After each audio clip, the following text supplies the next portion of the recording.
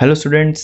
Last class में हमने demand का इंट्रोडक्शन सीखा, जिसमें हमने इंडिविजुअल डिमांड के डिटर्मिनेंट भी सीखे, जैसे price of a given commodity, price of related goods जिसमें substitute goods and complementary goods के बारे में हमने जाना था, income of the consumer, taste and preferences, expectation of change in price in the future.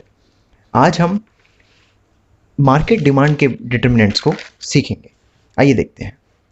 तो मार्केट डिमांड कैसे change हो सकती है, क्या फैक्टर्स हैं जो मार्केट डिमांड को इंक्रीज या डिक्रीज करवा सकता है, वो देखते हैं। पहला है size and composition of population. Market demand of a commodity is affected by the size of population of a country. Simple सा एक्सप्लेनेशन है इसका कि अगर पॉपुलेशन का साइज ज़्यादा होगा तो वहाँ पर मार्केट डिमांड क्या होगी, ज़्यादा होगी। जैसे इंडिया एक वास्ट कंट्री है, यहाँ पर बहुत सारी पॉपुलेशन है, तो यहाँ पर जो मार्केट में गुड्स की डिमांड होती है वो भी क्या होती है, ज़्यादा होती है।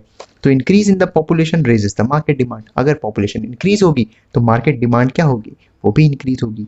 While decrease in the population reduces the market demand. और पॉपुलेशन के डिक्रीज होने से भी मार्केट डिमांड क्या हो जाएगी, डिक्रीज हो जाएगी। तो ये तो था साइज के हिसाब से market demand.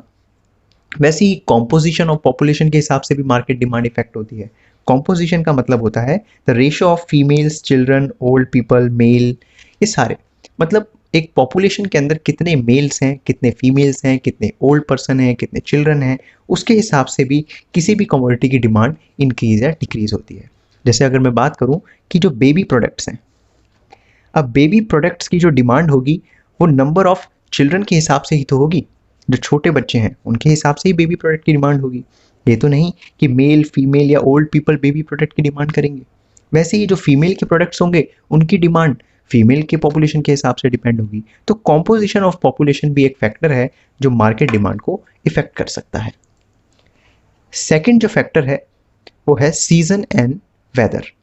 It also affect the market demand for a commodity. For example, during winter, demand for woolen clothes, jackets increases. आपने देखा होगा जैसा जैसा सीजन चल रहा होता है उसी तरीके उसके गुड्स मार्केट में अवेलेबल हो जाते हैं। सपोज विंटर आने वाला है तो वूलन क्लोथ्स आपको मार्केट में दिखेंगे। क्यों? क्योंकि उस टाइम पे वूलन क्लोथ्स की डिमांड मार्केट में बढ़ेगी। वैसे अगर समर आने वाला है तो कॉटन क्लोथ्स दिखेंगे। रेनी सीजन आने वाला है तो रेन कोट्स, अम्ब्रेला मार्केट में डिमांड दिखेंगे, तो उनकी उस समय डिमांड बढ़ेगी। तो सीजन एंड वेदर के हिसाब से मार्केट डिमांड इफेक्ट करता है। Third is distribution of income. Income का कैसा डिस्ट्रीब्यूशन है एक कंट्री के अंदर, वो भी मार्केट डिमांड को इफेक्ट करेगा। तो if the income in the country is equitably distributed, equitably का मतलब होता है कि इक्वल अमाउंट में सबकी इनकम है। ये नहीं कि कोई बहुत ज़्यादा ही अमीर है, कोई बहुत ज़्यादा ही गरीब है, नहीं। इक्वल अमाउंट, सब जो पर्सनस हैं वो इक्वल ही उनके पास इनकम है। तो अगर किसी भी कंट्री की जो साइज़ है वो इक्विटेबली डिस्ट्रीब्यूटेड इनकम है वहाँ पर, तो then market demand for the commodities will be more. तो उस केस में उस कंट्री में जो मार्केट डिमांड होगी वो ज़्यादा होगी। However, if the income distribution is uneven, लेकिन अगर किसी कंट्री की जो इनकम डिस्ट्रीब्यूशन है वो अनइवन है, अनइवन का मतलब कि पीपल आर वेरी रिच, या तो पीपल बहुत ही अमीर हैं या पीपल बहुत ही गरीब हैं, तो ऐसे केस में मार्केट डिमांड वहाँ की लोअर लेवल में रहेगी। तो ये तीन थे डिटर्मिनेंट्स ऑफ मार्केट डिमांड। आइए अब देखते हैं कि डिमांड फंक्शन क्या होता है। देखिए, demand function it shows the functional relationship between the quantity demanded of a particular commodity and the factors influencing it. क्या कह रहा है ये डिमांड फंक्शन फंक्शनल रिलेशनशिप बताता है। क्या बताता है? Functional relationship. किसके बीच का? क्वांटिटी डिमांडेड, हम किसी भी कमोडिटी को कितना डिमांड करेंगे और उसके फैक्टर्स उनके बीच का। हमने लास्ट क्लास में पढ़ा था कि इंडिविजुअल जो डिमांड होता है उसमें क्या क्या फैक्टर होते हैं। प्राइस ऑफ उसी कमोडिटी का, सेम कमोडिटी का प्राइस, वैसी प्राइस ऑफ रिलेटेड गुड्स, वैसे हमने Y for income, T for taste and preferences के बारे में हमने पढ़ा था, F for future increase in decrease in prices. और मार्केट डिमांड के फैक्टर भी आज मैंने यहाँ पर इसमें इंक्लूड कर रखे हैं। जैसे पीओ मतलब size of population, S stand for season and weather and D stand for distribution of income. तो ये सारे वो फैक्टर्स हैं जो किसी की भी डिमांड को क्या कर सकते हैं, इन्फ्लुएंस कर सकते हैं।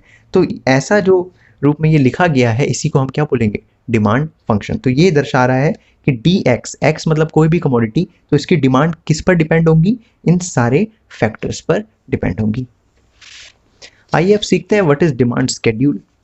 Demand schedule is a tabular statement showing the various quantity of commodities being demanded at various level of prices during the given period of time.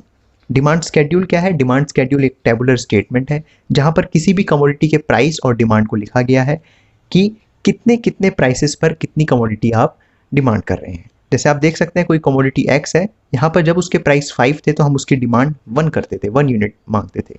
वैसे ही उसके प्राइस डिक्रीज हुए तो उसकी हमने डिमांड 2 यूनिट्स करने लग गए, बढ़ा दी हमने।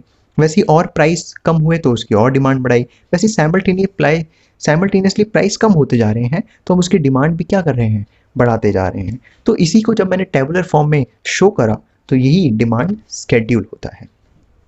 इसी डिमांड स्केड्यूल की मदद से मैं डिमांड कर्व को ड्रॉ कर सकता हूं। तो what is demand curve? Demand curve is a graphical representation of demand schedule. इसी का ग्राफिकल रिप्रेजेंटेशन डिमांड कर्व है।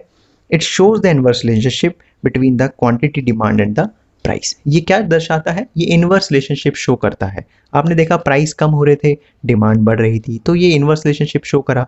इसीलिए ये जो डिमांड कर्व बनता है ये डाउनवर्ड स्लोपिंग बनता है। This is demand curve. तो इन पॉइंट्स को मैंने ये ग्राफ में प्लॉट किया और मेरे पास एक ऐसी लाइन आई जो कि डाउनवर्ड स्लोपिंग है, स्ट्रेट लाइन है, और ये क्या है? ये है डिमांड कर्व। तो आपको पता चल गया कि डिमांड कर्व किस तरीके से होता है। Demand curve left to right downward sloping होता है। क्यों? क्योंकि यहाँ पर इनवर्स रिलेशनशिप देखने को मिलता है। आई होप सो यहाँ पर आपको क्लियर हो गया होगा। नेक्स्ट क्लास में हम सीखेंगे लॉ ऑफ डिमांड के बारे में और उसके रीजंस क्या होते हैं और उसके एग्जेम्पशंस क्या होते हैं। आज के लिए बस इतना ही, तब तक के लिए बाय।